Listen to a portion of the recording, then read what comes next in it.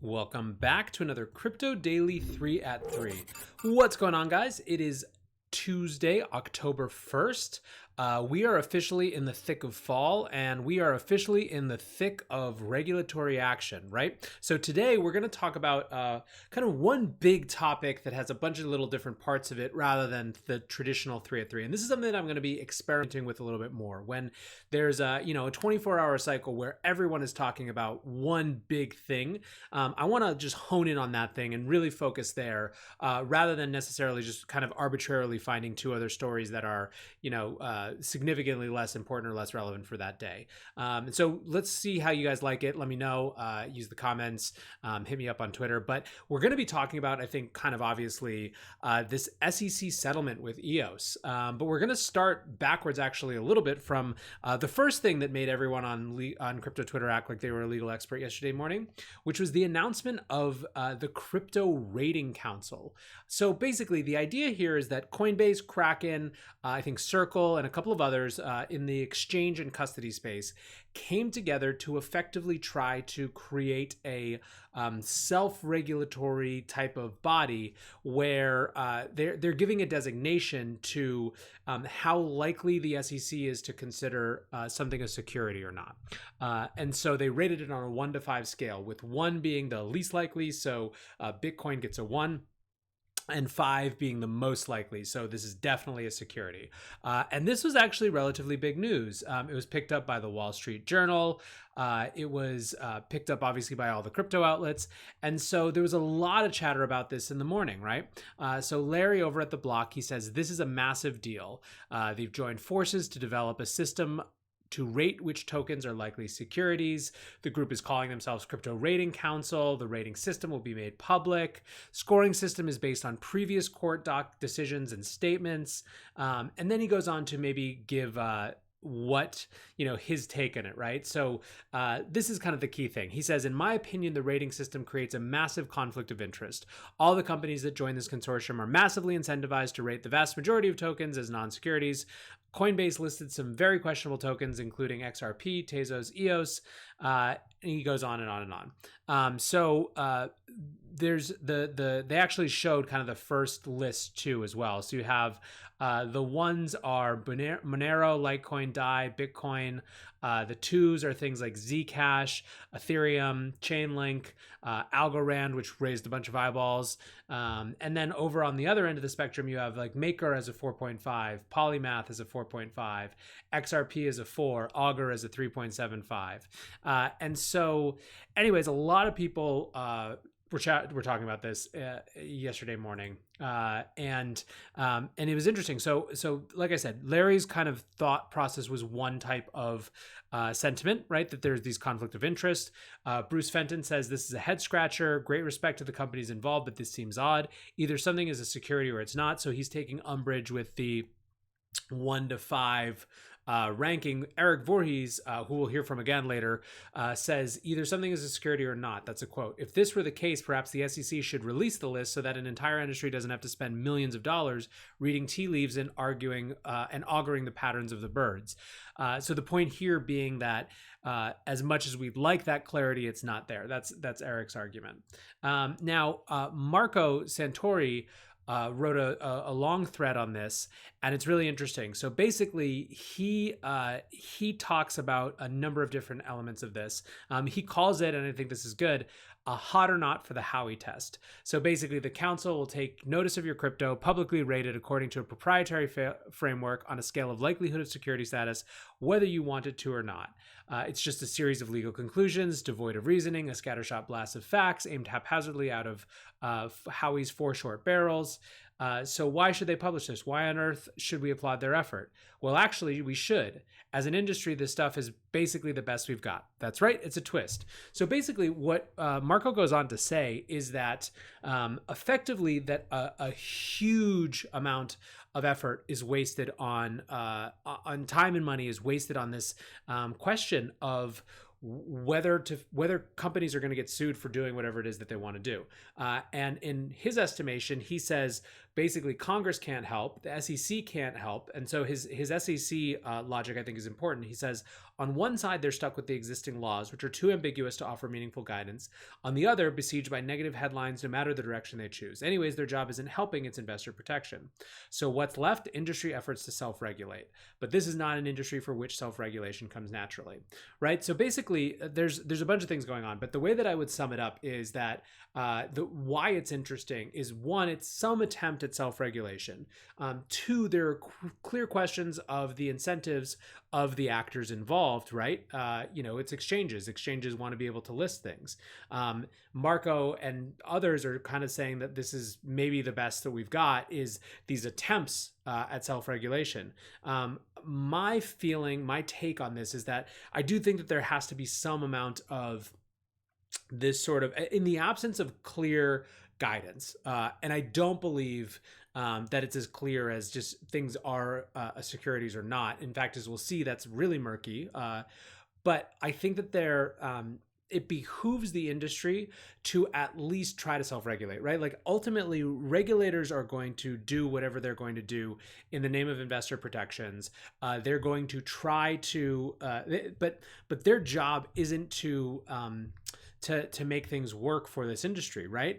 And I think as an industry, the more that we can try to define the space that is logical, roughly consistent with what the goals and objectives of those regulatory bodies are, and actually comply with that in a voluntary kind of way, the better, right? And I think that there are promising strands of kind of self-policing, let's say, if not self-regulation in the crypto space. You have things like Masari trying to bring transparency through voluntary disclosures and trying to kind of normalize that with social pressures, right? Instead of just actual laws or rules. So I don't know. I mean, I'm sympathetic to the argument of just how conflict of interesty this is. I think there are likely ways that might have been better to do it, but I do think that ultimately, we're going to have bodies that are cross-organization within this industry that represent the perspective and the shared perspective after some amount of time on task of what industry actors think is the lay of the land. So I don't know. It kind of is it's a little bit neither here nor there, because ultimately the SEC is going to do what the SEC is going to do, which brings us to the bigger news, which was the SEC and EOS. So this is Preston Byrne here, joking and basically connecting the thread between the Crypto Rating Council and the SEC news. He says, guess that blockchain ratings agency they announced today should move EOS from a 3.5 to a 5.0. And he shared the SEC news that SEC orders blockchain company to pay $24 million penalty for unregistered ICO. So what happened? Basically, long story short, the SEC and EOS settled with EOS for violating securities law. Specifically, they settled for $24 million. That's the penalty that EOS has to pay, and it's basically for not registering the securities offering, right? And so Catherine Wu did one of her now infamous annotations of the letter, both the letter that basically the two parts, the waiver letter and the settlement, right? So the waiver letter is what the law firm of EOS sent to the SEC, offering as its kind of suggested settlement, and then the settlement is what the SEC sends back. So she annotated both of them, and there's a couple key points. So one, like she says here, this is actually a pretty straightforward registration charge. It's about the fact that they Block One offered and sold securities that were required to be registered through the commission, and they weren't, right? She says, and this is actually really the tone of her whole annotation, this is actually a huge win for EOS.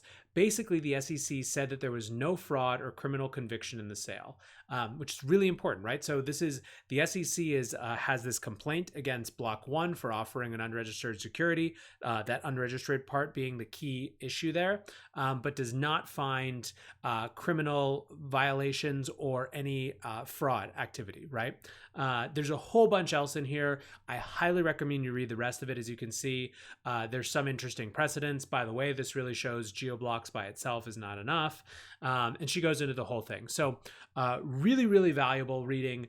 But that's the lay of the land. So to sum up, EOS got sued by the SEC, suggested a settlement. Settlement was taken. They paid $24 million. It was for offering an unregistered security. There was no criminal charge. There was no fraudulent charge. And so basically the whole damn crypto world freaked the F out about this, right? So it's a huge case. EOS is much beloved, let's say. They raised, they were in some ways were the epitome of ICO excess because of how much they raised, right? Over $4 billion around the world. They epitomized in some people's minds the inevitable re-centralization of cryptocurrencies that aren't fully decentralized out of the gate with the block producer idea. They have kind of been sort of a flop relative to the amount of money that's gone in. And so it's just for some people, EOS is kind of like the exact opposite of Bitcoin in some ways, although I guess XRP is that for others. But the point is that there's not a lot of love lost for EOS with everyone in the crypto community, basically, who's not the EOS community. And the EOS community has been a hell of a lot quieter over the last 6 to 12 months.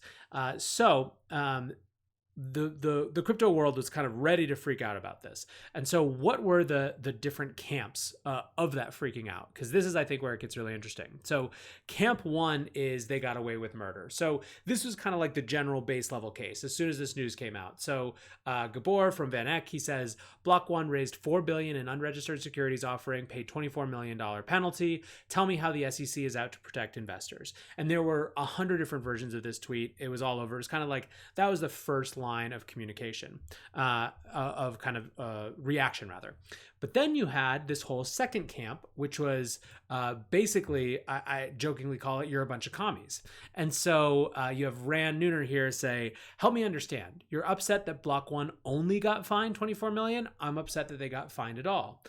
You have Bruce Fenton again, who says, crypto Twitter sounds more like a Che Guevara rally tonight. What a bunch of silly status.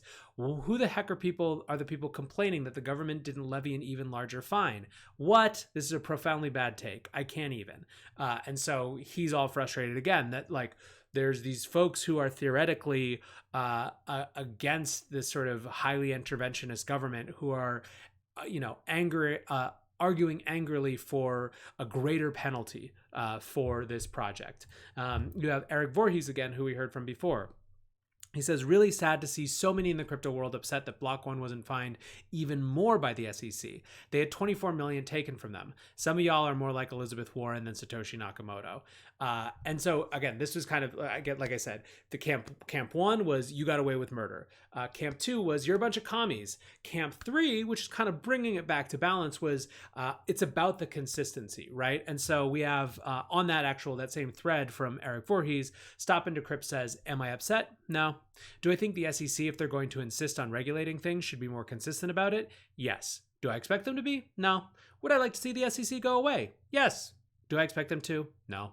So you have that whole line, which is kind of just there's a consistency thing. So what does that consistency mean?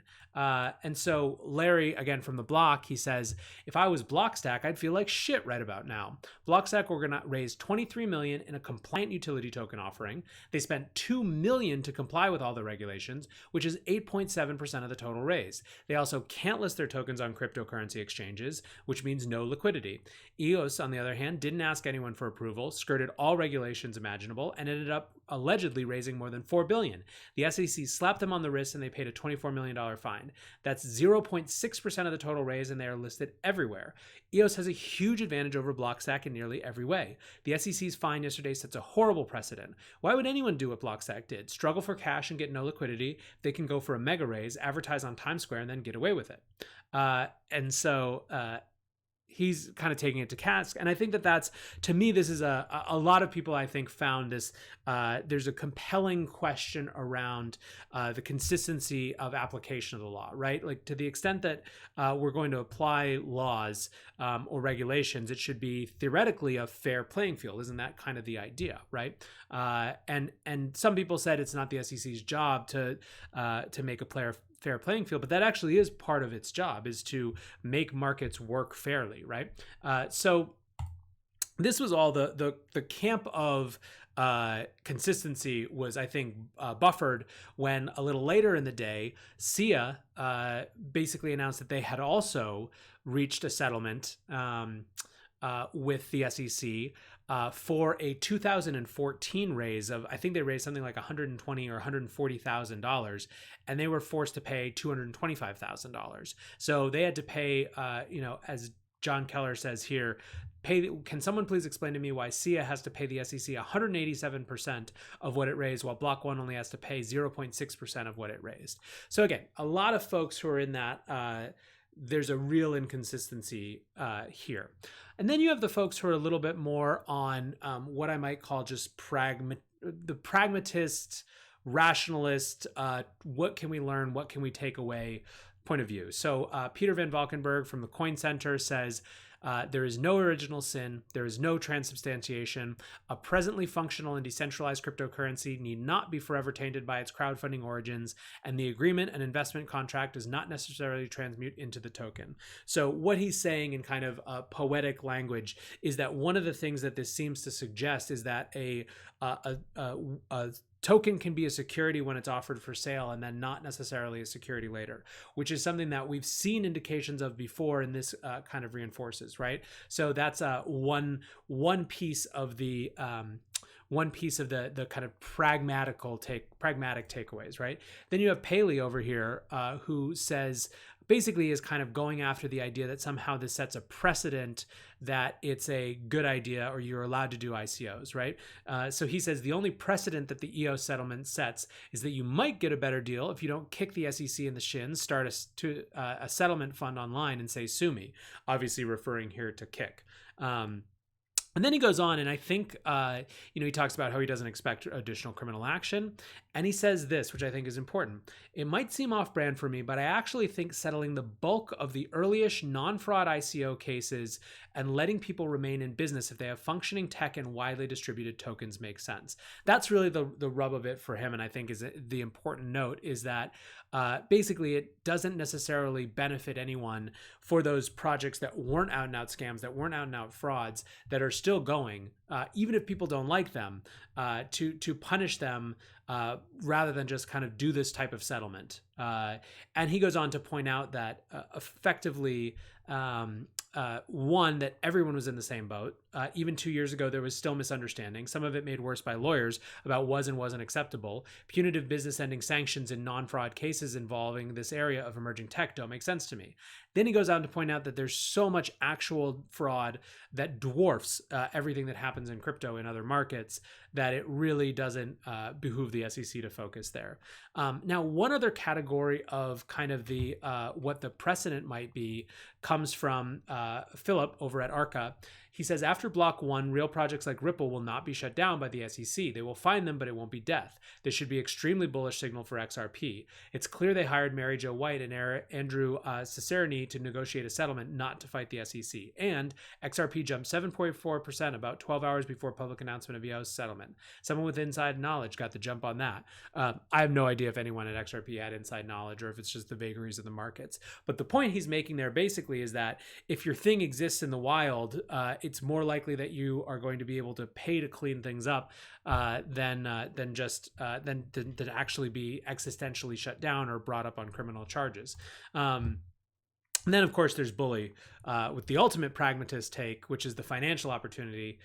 He says paid group leaders are furiously trying to figure out which cryptocurrency will settle with the SEC next. So anyways, let's maybe break it down just for a minute and then we'll wrap up. So what's my take? One, this is the way the world has always worked, period, right?